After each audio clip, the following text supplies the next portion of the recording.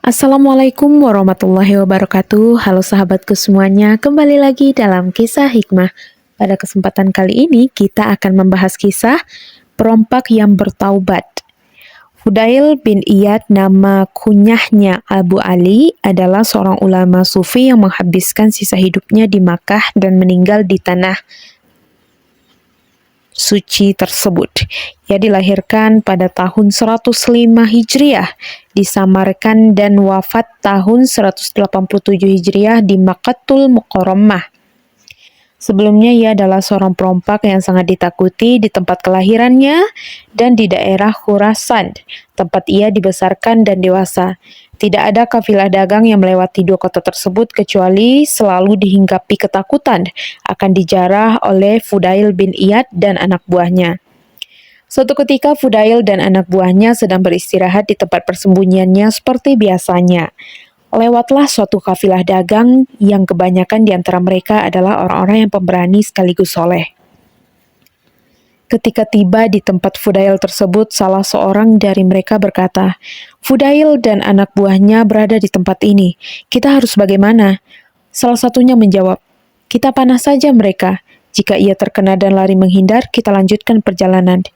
Jika tidak, kita kembali saja." Mereka sepakat dan mempersiapkan panah-panah mereka. Ketika tampak bayangan-bayangan hitam yang akan menghadang perjalanan mereka, salah satu dari mereka melepaskan anak panahnya sambil membaca ayat Al-Quran. Alam ya'ni lilladzina amanu nataksha'a qulubuhum lil zikrillah.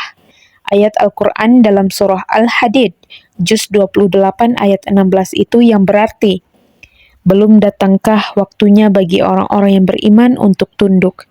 Hati-hati mereka mengingat Allah. Fudail bin Iyad menjerit hingga dia terjatuh ketika anak panah itu meluncur disertai lantunan ayat Al-Quran. Anak buahnya mengerumuninya, disangkanya anak panah itu mengenai pimpinan mereka dan melukainya. Tetapi mereka sama sekali tidak menemukan luka pada tubuhnya.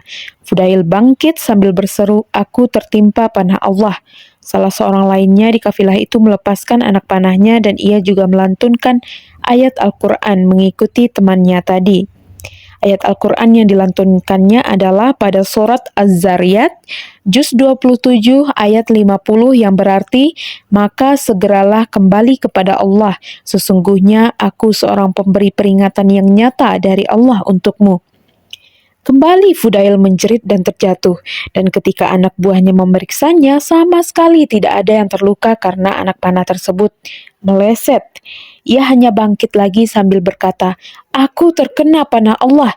Satu orang lagi melepaskan anak panah ke kelompok perompak Fudail bin Iyad, dan ia juga melantunkan satu ayat Al-Quran pada surah Az-Zumar, juz ke-24 ayat 54 yang berarti, "Dan kembalilah, bertaubatlah kamu kepada Tuhanmu dan berserah dirilah kepadanya sebelum datang azab kepadamu.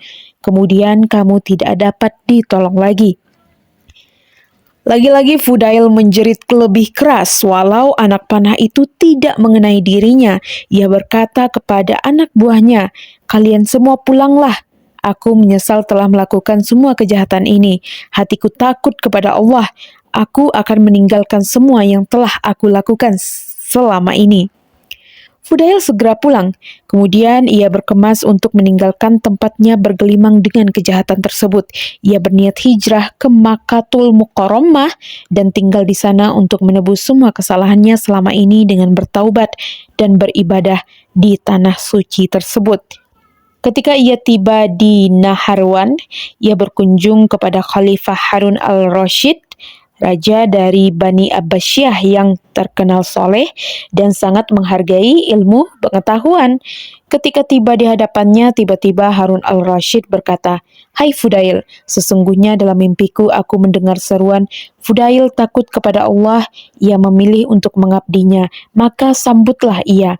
Mendengar ucapan tersebut, Fudail menjerit dan berkata, "Ya Allah, dengan kemuliaan dan kebesaran-Mu, Engkau cintai hamba-Mu yang penuh dosa ini, yang telah meninggalkan-Mu selama 40 tahun dalam gelimang dosa." Semua itu makin menguatkan tekadnya untuk berhijrah ke Makkah dan memperbaiki dirinya di tempat kelahiran Islam dan Nabi Muhammad SAW itu. Salah seorang sahabat Fudail yang juga tinggal bersamanya di Mekah, Abu Ali Ar-Razi berkata, "Selama 30 tahun aku tidak pernah melihat Fudail tertawa atau sekedar tersenyum, yakni ia selalu dalam kesedihan karena dosanya di masa lalu, kecuali ketika anaknya yang bernama Ali meninggal. Ketika ditanyakan sebabnya, Fudail berkata, sesungguhnya Allah menyukai hal itu, yakni menimpakan ujian dan musibah kepadanya, maka saya pun menyukainya pula." Dalam riwayat lainnya disebutkan bahwa Fudail bertaubat karena seorang wanita yang dia cintai.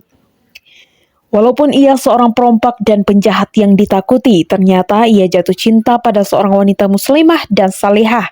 Namun menyadari dirinya yang penuh dengan keburukan, ia tidak pernah menyampaikan perasaannya itu kepada wanita pujaannya. Untuk melampiaskan kerinduannya, seringkali ia memanjat tembok rumah wanita hanya untuk sekedar memandang wajahnya.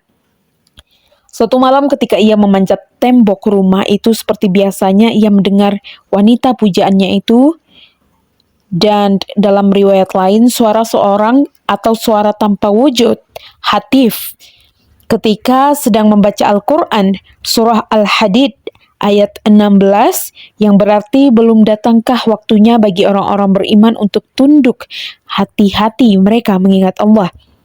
Hati Fudail bergetar mendengar ayat tersebut, dan pikirannya jadi gelisah.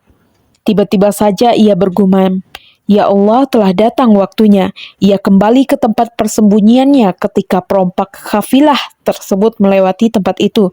Saat itu ada kafilah yang akan melewati tempatnya. Salah satu dari mereka berkata, "Kita akan melewati gerombolan penjahat dan perompak." Fudail bin Iyad, "Apakah kita akan terus berlanjut?" Nah, akhirnya seorang temannya berkata, "Kita berangkat besok pagi saja." Dan pada malam ini Fudail akan berkeliaran. Kalau kita terus, maka mereka akan merampas semua barang kita. Fudail makin tertunduk malu. Bukan malu karena kafilah itu mengetahui keberadaannya, tetapi malu kepada Allah. Begitu buruknya nama dan perilakunya di mata kebanyakan orang, sehingga bisa menghambat dan mengganggu aktivitas mereka. Malam itu juga ia membubarkan kelompok perompaknya dan menyuruh anak buahnya untuk pulang ke rumahnya masing-masing. Ia sendiri memutuskan untuk bertaubat dan pindah ke Makkah dan mengisi sisa hidupnya dengan ibadah demi ibadah. Baik kawan-kawanku semuanya, itu adalah kisah hikmah pada kesempatan kali ini. Semoga kita dapat mengambil pembelajaran dalam kisah tersebut. Sampai jumpa dalam kisah hikmah berikutnya.